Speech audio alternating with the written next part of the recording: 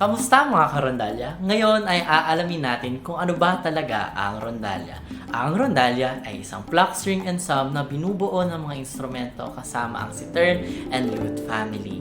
Ang karaniwang rondalya ay binubuo ng 5 seksyon. Ito ay ang bandurya, oktavina, laud, gitara at bajo de onyas. Ang rondalya ay dinala sa Pilipinas ng Espanya noong panahon ng kolonisasyon.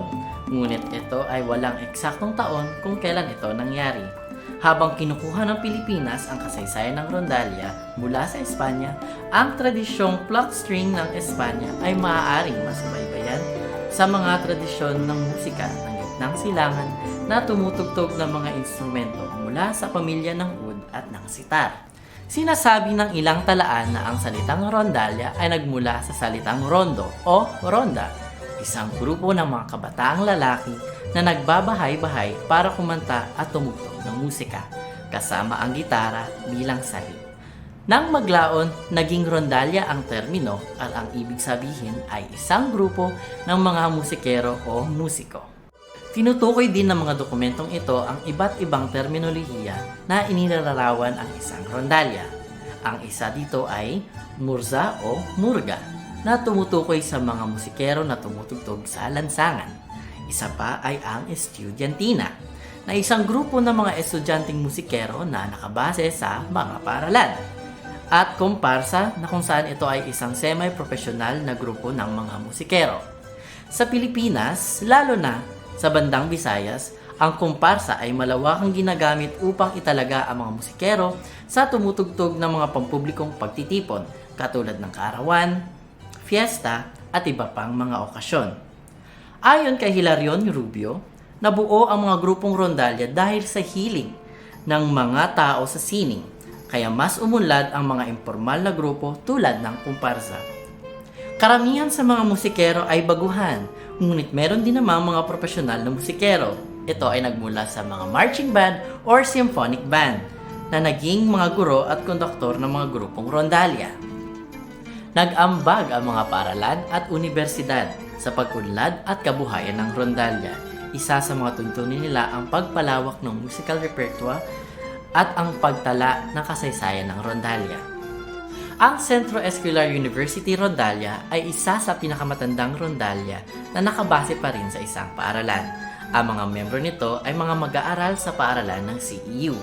Madalas silang inibitahan para sa mga recital at iba pang pagtatanghal sa CEU Conservatory of Music. Ang Universidad naman ng Santo Tomas ay nag-organisa din ng isang pangkat ng rondalya noong 1927 na tinawag naman Universidad ng Santo Tomas Pharmacy Rondalya, na pinamamumunuan ni Juan Silos. Ang grupong ito ay binubuo ng mga babaeng estudyante na nag-aaral ng parmasya. Noong 1954 naman ay nilikha ang Philippine Normal University Rondalya na binubuo ng mga faculty member at mga staff ng PNU sa pangunguna ni Corazon S. Maceda. Ang grupong ito ay umiiral pa rin hanggang ngayon, ngunit ito ay binubuo na ng mga mag-aaral ng universidad. Isa sa mga pinakabatang university-based na grupo ay ang Universidad ng Pilipinas o mas kilala ngayon bilang UP Rondalya na itinatag ni Edna Kulig noong 1995. Ay ngayon muling binuhay ni Elaine Espejo Cajucom noong 2009. Sa parehong taon ay isinama ng Universidad ng Pilipinas ang bandurya bilang major na kurso sa kolehiyo ng musika. Ang lokal na pamahalaan ay may bahagi din sa paglalago ng rondalya, dahil sila ay nagbibigay suporta sa mga pagtatanghal at pag-iimbita ng mga grupo sa mga community event na inoorganisa ng mga ito. Ang pagtaas ng kultura ng popular media at ang lumalaking kagustuhan para sa choral music sa mga paaralan. Nakita ng mga tanggapan ng gobyerno ang pagbaba sa interes ng rondalya. Ngunit, sa pagkatapos ng ika-20 siglo, muling nabuhay ang rondalya, resulta ng mga pambansang kompetisyon tulad ng taunang National Music Competitions for Young Artists or NAMSIA. Matapos ang paglikha nito noong 1973, ang bandurya ay kasama sa isang kategorya ng solong instrument at ang family rondalya sa kategoryang ensemble. Noong 1980 naman, ang Pambansang Samahan ng Rondalya o PASARON ay isang pambansang organisasyon ng rondalya groups. Ito ay inorganisa nina Celso Espejo, Benjamin Lucas at Teodorico Cosejo. Ito ay naging isa sa mga paraan ng pagbabahagi ng bagong kaalaman para sa rondalya. Sa pamamagitan nito ay idinidiriwang sa impormal na pagtitipon, pagsasanay at pagtatanghal ng pambansang samahan ng rondalya. Noong 2000 naman, ang Department of Education or DepEd ay inilunsad ang Special Program for the Arts na kinabibilangan ng sining sa kurikulum para sa mga piling paaralan sa Pilipinas. Itinuro ang musika ng rondalya bilang bahagi ng kurikulum para sa musika. At ang mga guro naman ay sinadya upang mapabuti ang kanilang mga kasanayan at mga diskarte sa pagtuturo. Nag-organisa ang DepEd ng training program para sa mga guro ng sining na humahawak ng mga kursong ito.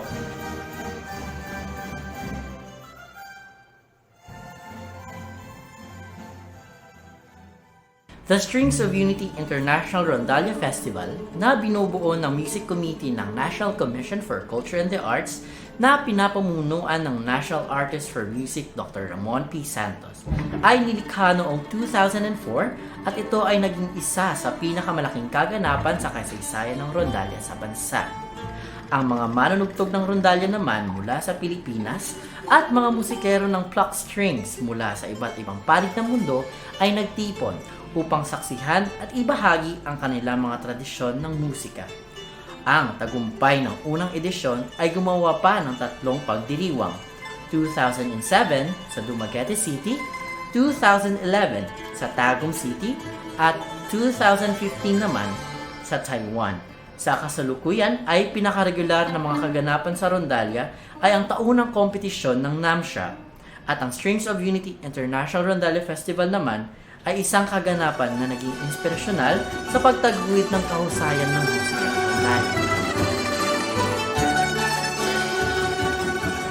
Ngayon ay masasabi natin na ang rondalya ay lumalaganap sa buong bansa dahil ito ay tinatangkilik ng mga pampubliko at mga pribadong institusyon tulad ng paaralan, pamilya, simbahan at mga komunidad. Ito ay naging pambansang sagisag ng kultura ng mga Pilipino. At kung kayo ay interesado sa aking isinusuot, maaari lamang na i-check ang aming website sa www.musicondalia.com at maaari ding bisitahin ang aming Shopee online store, Musicondalia, at i-avail ang aming voucher, Musico23. Maraming salamat!